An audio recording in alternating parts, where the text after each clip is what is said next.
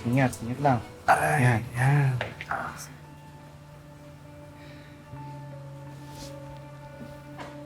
Tay.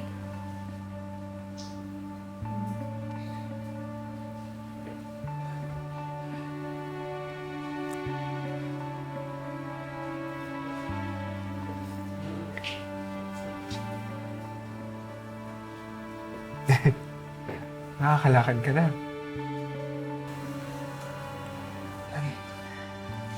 Nung nasa hospital ka, malaki ang progress ni Billy. Sa physical therapy niya and sa speech therapy niya. Tay. Salamat. Ligtas mo kayo. Teka, upo tayo. Sige. Dahan-dahan na. Ito. Sige.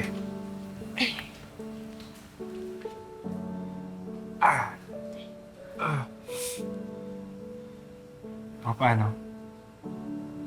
Sinunod ko lahat ng utos ng doktor para gumaling ako. Para din na magawa akong makabawi sa lahat ng kasalanan ko sa'yo. Tay. Hindi ko kailangan bumawi.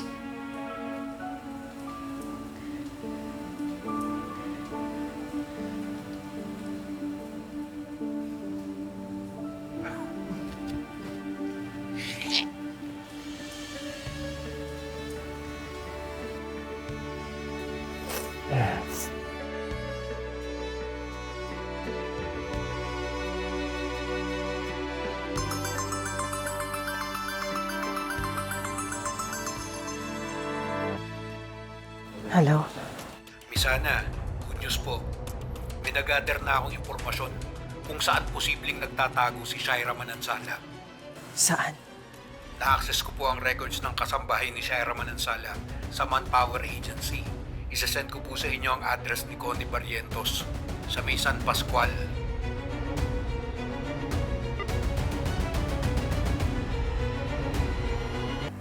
Pakisabi na lang po kay Leon na nauna na ako. May importante po kasi akong pupuntahan.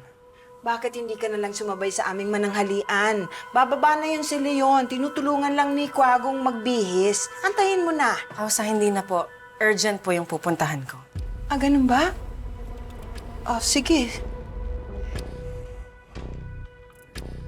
Nak, as much as I wanna stay, kailangan ko umalis.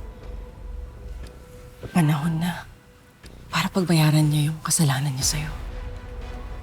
Ano pong balak niyong gawin?